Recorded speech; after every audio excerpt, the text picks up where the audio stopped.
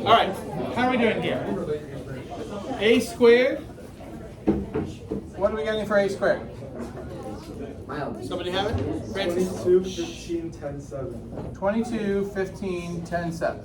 Everyone feeling good with that? Okay.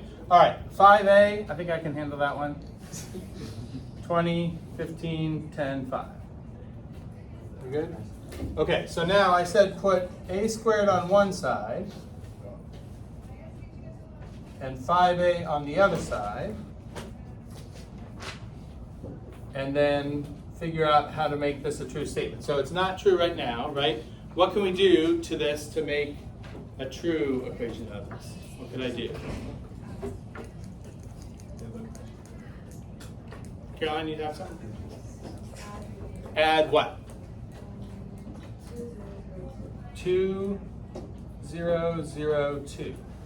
Okay, which is going to leave this diagonal 15 and 10 were already correct, but the other diagonal needs to go up by 2 each. So now the 20 and the 5 go to 22 and 7. Right? That's good. Okay, so if we write this symbolically, we would have that a squared is equal to, this is 5a. How would I represent the one that Caroline added? What is that, Dion? It's 2i, okay? Does that make sense? The identity matrix is the matrix with 1s down the main diagonal and 0s everywhere else. So if we have another number down the main diagonal, it's just that number as a scalar in front of the identity matrix. Does that make sense? Okay? This is going to be in the notes in just a second, is what's called the linear form of the square of matrix A. So A squared we're expressing in linear form. Think of it as when we have linear functions, right, for real numbers, y equals mx plus b. If mx plus b is a linear function of x, what are you allowed to do to x? You can multiply by a constant, and then you can add a constant, right? That's what we're doing here. We're saying we want to express the new matrix A squared as a linear function of the original matrix A. So what are we allowed to do to the original matrix? We can multiply by a constant, and then you can't add a constant to a matrix. That doesn't make sense, right? This is 2 by 2. You can't add a single number to a 2 by 2 matrix. All you can add to a 2 by 2 matrix is another 2 by 2 matrix. But 2i is kind of playing the role of, it's like a matrix version of the number 2. Does that make sense? Okay, so this is the linear form. It's like a linear function of matrix A that gives you the matrix A squared. Okay, that's what that's called. And we're going to talk about how do you get linear forms for higher powers of matrices, and how can we do this in general. Now let me talk about that for a little bit. If we're talking about powers of a matrix, it doesn't make sense for every matrix to talk about like raising a matrix to a power. You can only raise certain matrices to a power in the first place. Do you see what I'm getting at there? What would the original matrix have to look like for you to be able to talk about like a squared or a cubed or a to the fourth? Shreyans? Would it have to always be a square matrix? Right, right. If I had like a non-square matrix like 3 by 5, is a 3 by 5 matrix compatible with itself? Can you multiply 3 by 5 by another 3 by 5? No, we talked about the compatibility thing, right? So square matrices are the only kinds of matrices that are compatible with themselves, which means they're the only kind that you can raise to a power in the first place, okay? Now, what we're going to do, because we're going to work with this by hand only for right now, we're restricting this to the 2 by 2 case, but what I'm showing you could be extended to 3 by 3s or 4 by 4s or whatever. It's just that it would become unwieldy to do that by hand. If we wanted to do it for larger matrices, we would use like software to do it, okay? But with the 2 by 2 case, it's still manageable. We can do it ourselves. Yeah. This relation that's unique to this matrix, or? The 5a plus 2i? Yeah. Yeah, okay, and so we're going to do a little bit more with this specific matrix, but does it make sense? It doesn't seem like it should be that if you took any 2 by 2 matrix and squared it, it doesn't seem like you should always get that that turns out to be 5 times the original plus 2 times the identity. The 5 and the 2 here are somehow tied to this matrix. So first I want to go a little bit more with this specific matrix and see what else we can do once we have the linear form for a squared. But then we're going to zoom out and talk about like how can we handle this for any 2 by 2. Okay, that's the general idea. Maggie? Are we going to learn about like No, we won't in here. That's linear algebra stuff. So some of what we're doing sort of lays the foundation for that kind of stuff. But like eigenvalues and eigenvectors, that's like a fundamental linear algebra concept. But we won't get that far in what we're doing with matrices. Okay? All right, so the first thing I want to look at is once you have the linear form for a squared, you can use that to get the linear form for higher powers of a matrix, okay? So let's look at trying to get a cubed in the same form. So we're looking for what kind of scalar do I want to put in front of the original matrix and what kind of scalar in front of the identity matrix, so that for those two scalars, the matrix I end up with is equivalent to cubing the original matrix, okay? And it turns out once you have the linear form for a squared, you can use that to get the linear form for any other power, okay? Do you have an idea of how I would do this? If I want a cubed's linear form and I know a squared's linear form right now, how can I make use of this? What's a way to represent a cubed? Not linear form of a cubed, just what's another way to write a cubed? A times 5 into 2i. Well, okay, that we're kind of like, it's a times 5a plus 2i because 5a plus 2i is a squared, right? So the first thing is a cubed is a times a squared, right? And a squared, we have the linear form for, it's 5a plus 2i. Now, do you remember a couple days ago when we started talking about matrices and we were going through the different properties, commutative, associative, distributive? Which of those did we say does not apply for matrices? Commutative property, okay? But the other two we said do, right? This right here, a cubed is a times a squared. I could have written this as a times a squared or a squared times a. And you might be thinking that's making use of the commutative property, so maybe like the order you write this matters. But writing a times a squared or a squared times a is not actually the commutative property being used there. Which property am I really using? Which one? How am I, like when I do this, a cubed is really 3 a's multiplied together, right? So when I choose to write this way, what am I using? It's not the commutative property. It's associative, right? I grouped the last two together. I could have grouped the first two together and then I would have had a squared times a. So that's the associative property, and we said that works, right? So it doesn't matter whether I do a times a squared or a squared times a, okay? Now over here, this looks like I'm about to use what property? Distributive, and we said that works also, okay? So when we do the distributive property here, we're taking matrix A times the matrix 5A. So really we're multiplying A times 5 times another A. You have scalar multiplication in there mixed with matrix multiplication. If that happens, you can always put the scalar in front, okay? So A times 5A is the same as 5 times A times A. So that would be 5A squared. And then A times 2 times I, again, the 2 can come out in front, and it's 2 times A times I. But when you're dealing with the identity matrix, A times I just gives you A, right? Remember, identity matrix doesn't change the other matrix. Okay, so we have 5a squared plus 2ai. Now, 2ai can be simplified to 2a, but is this linear form for a cubed yet? This is the linear form, right? Am I there yet when I get this? No, because what's in here that I don't want? A squared. What do I do to take care of that? Replace it with 5a plus 2i. Everywhere, for this matrix, everywhere we see a squared come up, 5a plus 2i can take its place. All right, so now I have this. And now I have one more distributive property, but this time I'm just distributing the scalar, so that's more straightforward, right? What do I get when I distribute this 5 over this stuff? 25a plus 10i, and then I still have the extra 2a. I can group the a's together, so the total number of a's I have is 27, and the total number of i's is still 10. Is that linear form? Yeah, constant times the original plus constant times the identity. So what we're saying here now is, if you started with the original matrix A that was 4, 3, 2, 1, and you cubed it, that should be equivalent to taking 27 times the original matrix plus 10 times the identity matrix. All right? And I'm going to show you here that what we get there actually does work there. Viha? Is it a coincidence that 2 times 5 is 10 and 5 squared plus 2 is 27? Is that just like a random thing that happened? I think so. Show me where you're looking again. Like, if a squared is 5a plus 2i, Yeah. then a cubed ended up being 27. 5 squared plus 2, like p squared plus q. Okay. And then q times p I. That's just a coincidence. Yeah, I think so. I mean, I'm going to show you how to get the general rule for a squared in a little bit. And then we will typically just build. But if you look at a couple different examples, I don't think that's going to happen every time. Yeah. Okay. All right. So here's what 27A plus 10I would look like, right? 27 times the original, 10 times the identity matrix. I'll save you the arithmetic here. Whoops. 27 times 4, 3, 2, 1 gives you this. 108, 81, 54, 27. 10I would just be 10s on the main diagonal and zeros on the other spots. So that adds up to 118, 81, 54, and 37. So this apparently is what a cubed is supposed to come out to, right? Now, do you remember in the warm-up we already had a squared? What was that?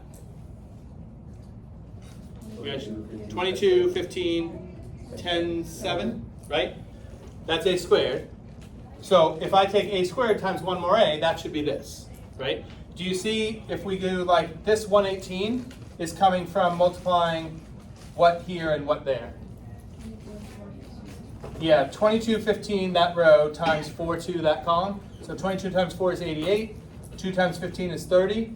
88 and 30 is your 118, right? And can you see if we keep going, like 22, 15 times 3, 1 would be 66 plus another 15, that's your 81, right? Same thing for the bottom row.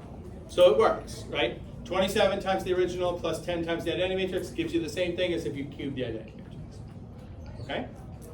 All right, I want to go one more step because something interesting is going to happen here if we go higher than the third power. So if I ask you for a to the fourth in linear form, I'm saying here, can you find two different ways to express a to the fourth in linear form? One way should be obvious because we should be able to just keep doing what we've been doing, right? So what would that be here? How would I use what I've been doing to get linear form for a to the fourth? Write a to the fourth as a times a cubed. Good, okay?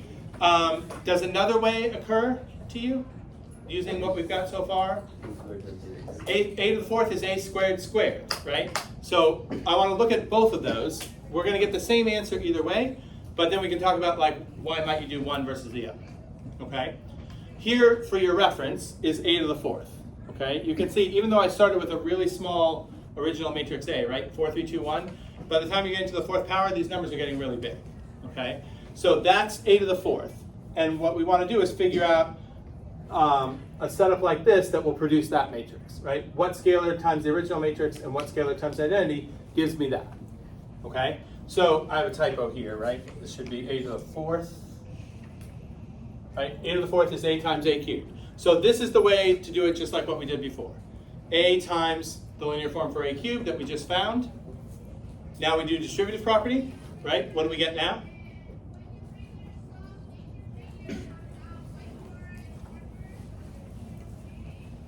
Somebody help me here?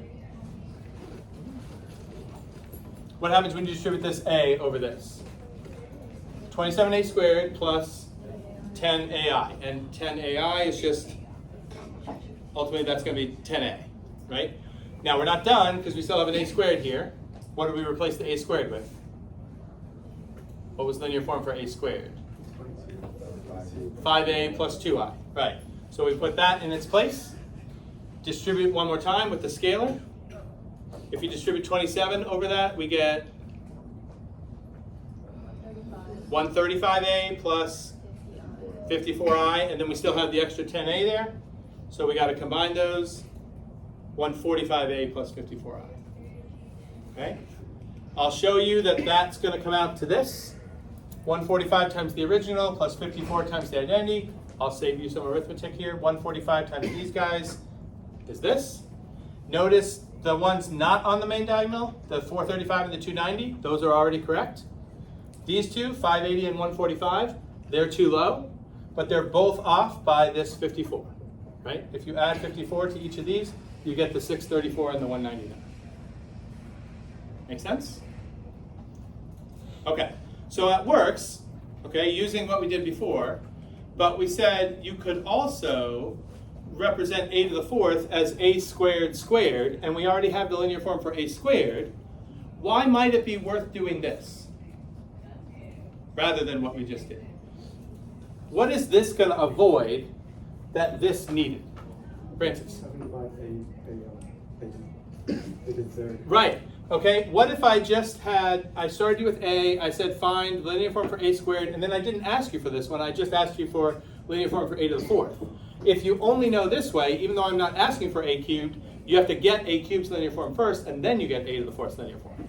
But if you understand that you can express a to the fourth a different way, you can get a to the fourth linear form without having to find a cubed linear form first.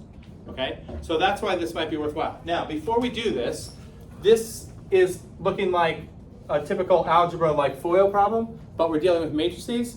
And I need to give you a little word of caution here about something that people mess up with this a lot. So let's think of when we do this in real numbers versus when we're doing this with matrices. Okay? In real numbers, if I have a plus b squared, and we have to expand that out, you guys have done this like hundreds of times, right? You do this in your head all the time. A plus b squared gives you a squared. What's in the middle? 2ab, and then? Okay, good. Everything fine?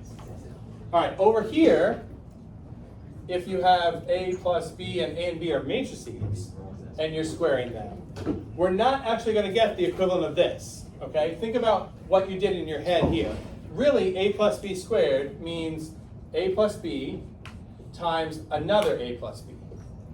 And what you think of as FOIL is really just double distribution property, right? You're going to distribute a over this and then b over this. But if you do this thinking of this as matrices, when I do a times these guys, I get a squared plus, what's this? ab. Okay, now we're going to distribute b over these things, right? What's this? ba. You see where I'm going with this?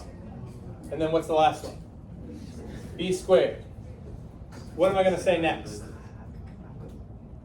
What's the thing that people are likely to do here that's not correct? Say it again, Justin. Right.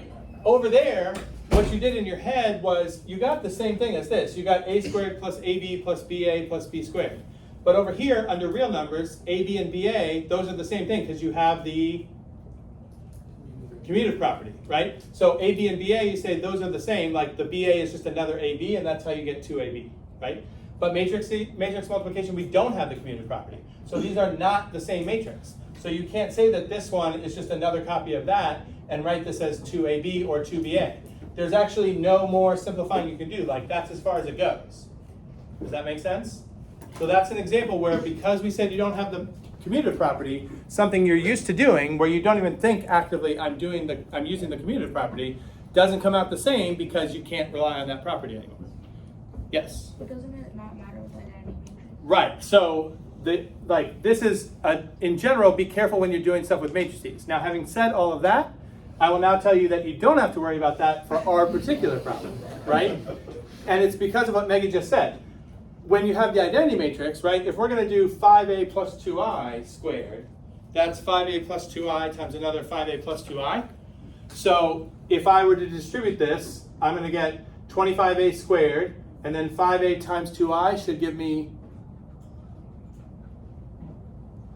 10ai, right? 10ai. But then 2i times 5a is 10ia. And then 2i times another 2i is 4i squared. Because I'm dealing with the identity matrix, a times I and I times a are both a. So in this case, only because we're dealing with the identity matrix, it's okay. Does that make sense? But if you were dealing with any other matrices, you wouldn't be able to combine those. Okay? All right. So the two in red are going to combine to give me what? 20a. Okay, and then what about this 4i squared? What happens when you multiply I by itself? I times another I. That just gives you back I. That's the matrix version of saying 1 squared is 1. Okay? All right. We're not in linear form yet, though, because I still have an a squared showing up here. So that comes out and gets replaced by 5a plus 2i. Good. Okay? Now I distribute the 25. And I get 125a plus 50i, and then I've got the extra 20a and the extra 4i.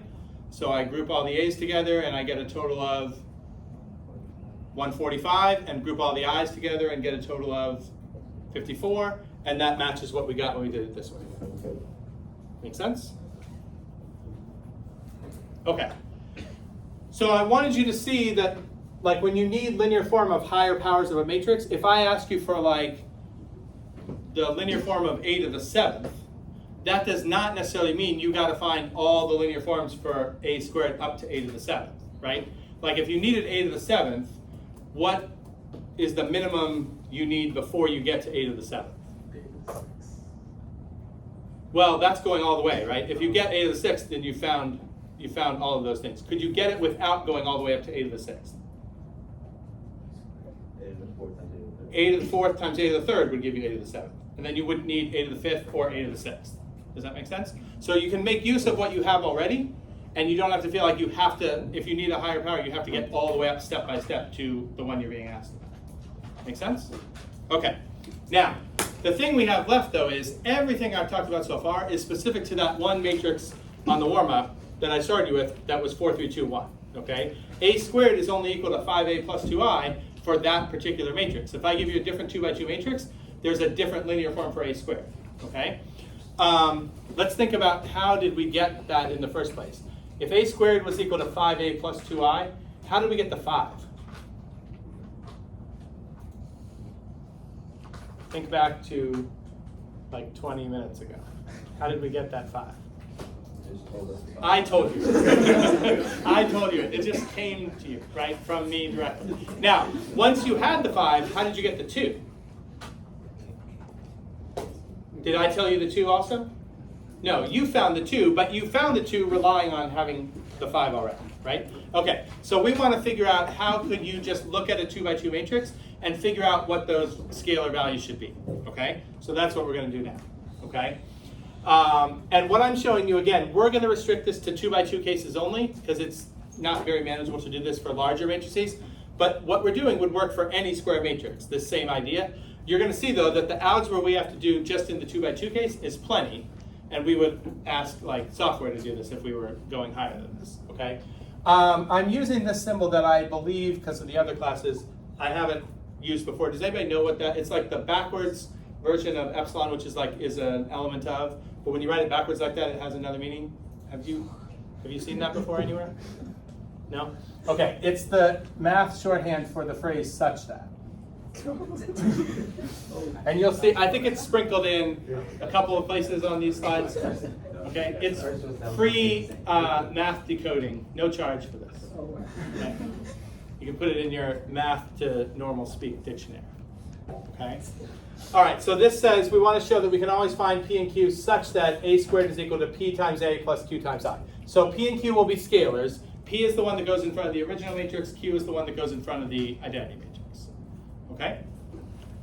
All right, so we're going to start with a generic 2 by 2 matrix. Matrix A is made up of elements A, B, C, D. We're not putting any restrictions on A, B, C, and D. They could be any real numbers. Okay? All right. First thing I'm saying is if A is equal to this, A squared is equal to that mess. Now, that I just got by writing A, B, C, D twice. Right? And if I multiply this matrix by that matrix, I'm using this matrix's rows and that matrix's columns. So like the place that A squared plus BC came from is AB times AC is going to be A squared plus BC. Do you see where that's coming from? And I just did that for all 4 spots. Okay? All right, now we're trying to find the P and Q such that this matrix, A squared, comes out to P times my original plus Q times my identity matrix. Does that make sense? This is basically like the generic version of what I set up for you in the warm-up with the specific 4, 3, 2, 1 case. Are you following that? Okay. Now what I have here is a matrix equation, like what we did in the warm-up, right? Except it's expressed right now as a single 2 by 2 matrix on this side and 2 separate 2 by 2 matrices on this side with scalar multiplication and then addition. It would be easier to set this up if I simplified the right side to be one single 2 by 2 matrix so that I have one 2 by 2 matrix over here equals another 2 by 2 matrix over there. So I'm just going to multiply these scalars in and then add the 2 by 2 matrices together. Okay, and that would look like this. Does that make sense? Okay, now this is one matrix equation with a whole bunch of letters in it, right? It's like an alphabet soup going on here. We're going to look at these letters differently though. Some of the letters are representing variables that we're trying to solve for, and some of them are just standing for things that are going to be given to us, right? Out of all the letters you see here, how many are things we're actually trying to solve for? 2. Which ones? Yeah. P and Q are the only things we're trying to solve for. A, B, C, and D are going to be given to you in any particular problem. So what we want is a formula for P and a formula for Q that involves the given stuff, A, B, C, and D. Does that make sense? So what I'm going to do is think of this one matrix equation as a system of equations. And do you see that this matrix equation suggests a system with how many equations in it? How many equations could I make out of this single matrix equation? 4, right? Where do the 4 equations come from? If this matrix equals that matrix, then the individual entries in each matrix have to be the same. So top left over here has to equal top left over there, and so on. Does that make sense? Okay, so on the next slide, I'm just going to show you the list of the 4 equations that are all suggested from this one matrix equation. And all I'm doing is equating entry to entry, top left to top left, top right to top right, and so on. Are you with me? Okay. Here are the 4 equations. Okay? Now, I have 4 equations to work with, but only 2 things I need to solve for. P and Q, right? So I'm going to look just at a couple of equations first. If I just look at equation 1 and equation 2, can you make a case for me about which one I should start to consider? If my goal is to solve for P and Q, would it make more sense to start by considering equation 1 or equation 2? What do you think? Why do you think that? Yeah. Because the second one only has one variable. Right. Does that make sense? I'm looking for both P and Q. Equation 2 and equation 3 actually only use P. So if I can solve for P from one of those, then equation 1 and equation 4 use both of them. If I have an expression for P already, I can put that in and then solve for Q. Instead of if I start with number 1, I have both of the unknowns in my one equation. I can't really make much progress there. Okay? So let's look just at equation 2. Okay? Equation 2, AB plus BD equals BP. I moved everything to one side, and there's a B common to everything, right? So I factored out the B, and you have B times A plus D minus P equals 0. Okay, think back to algebra 1. This is a product equaling 0. Therefore, what must be true? One of them. What do you mean them? B or A plus D minus P. Yeah, the 2 factors, right? B is a factor and the stuff in parentheses is a factor. If you're multiplying 2 things together and getting 0, one of the factors has to be 0. So this leads to either B itself is 0 or the stuff in parentheses is 0, right? Now, if the stuff in parentheses is 0, A plus D minus P would equal 0. That would mean that P is equal to A plus D. Does that make sense? So this might look like I have 2 different possible solutions for equation 2. But one of these I'm going to work with. The other one I'm going to reject. Which one do I not want to make use of here? B equals 0. Because what is B supposed to be representing? What was B's role in this whole setup? It's one of the things in the matrix, right? The original matrix is just A, B, C, D, right? And we said we don't want any restrictions on A, B, C, and D. So if we use B equals 0, then the work from that point on only works if you have a matrix where the number in the B spot is 0. We want this to work in general. So we're not going to use this, okay? If we use this, there's still no restrictions on A, B, C, or D, okay? But it does tell you that P will equal A plus D. That's the kind of thing we're looking for. We want a formula for getting P and Q in terms of the elements that we started with, okay? So P should be A plus D, okay? Now, do you notice if you make P A plus D, that obviously satisfies equation 2. That was what we were working on. Do you see what happens in equation 3? If you replace P with A plus D, then this side is C times A plus C times D, which is exactly what we have here. So that solution satisfies both equation 2 and equation 3. Okay? All right. Now we need to find out what we can do with Q. Equation 1 has P and Q in it, but now we know that P should be A plus D, so I'm going to put that in for P and then solve for Q. My only unknown there will be Q. Follow that? Okay, so if I go to equation 1 and put A plus D in for P, I would get this. If I distribute this A, I end up with this. What do you notice about this?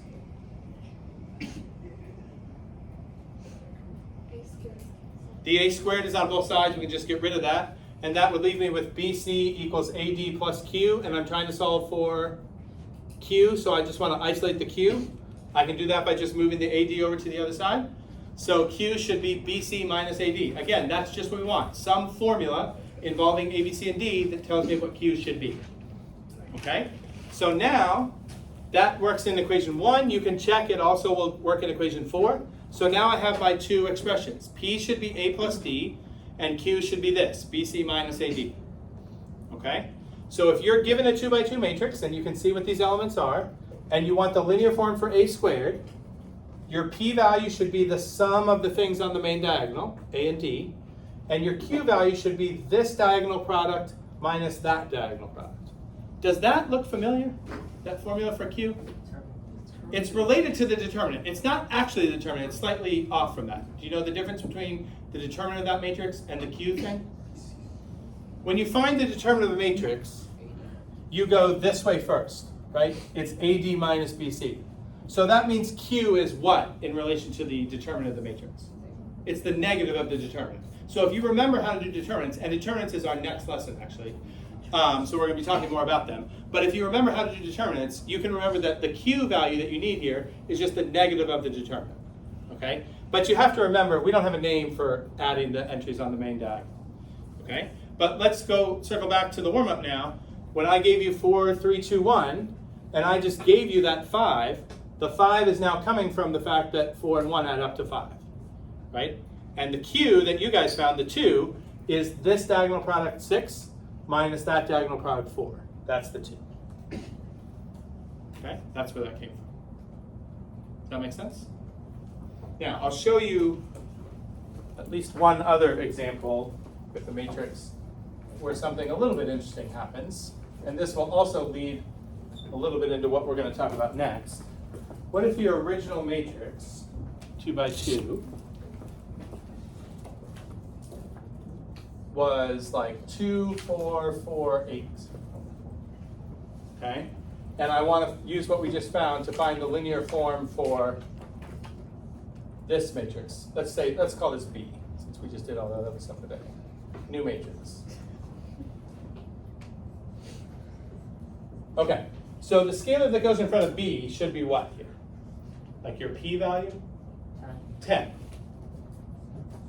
What's the Q value here? It's supposed to be this product minus that product. It's 0, right? Because both products are 16, okay?